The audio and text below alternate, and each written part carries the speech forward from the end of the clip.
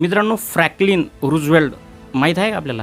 माहीत नसेल तर मी सांगतो. अमेरिकेच्या इतिहासात सर्वात जास्त वेळ अध्यक्षपद भूषवणारा हा माणूस. त्यांनी अमेरिकेला न भूतो न भविष्यती अशा महामंदीतून सुखरूप बाहेर काढले. त्यांना लहानपणी दोनही पायांना पोलिओ झाला होता, पण त्यांनी प्रयत्न केला आणि त्यावर मात केली. पण तरीही त्यांना काठीचा सहारा घ्यावा लागत होता.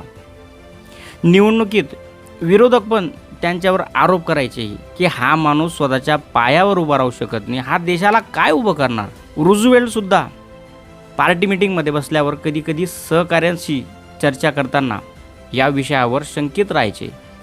पण बायकोची आणि मित्राची साथ होती. निवडणूक लढले आणि राष्ट्राध्यक्ष झाले.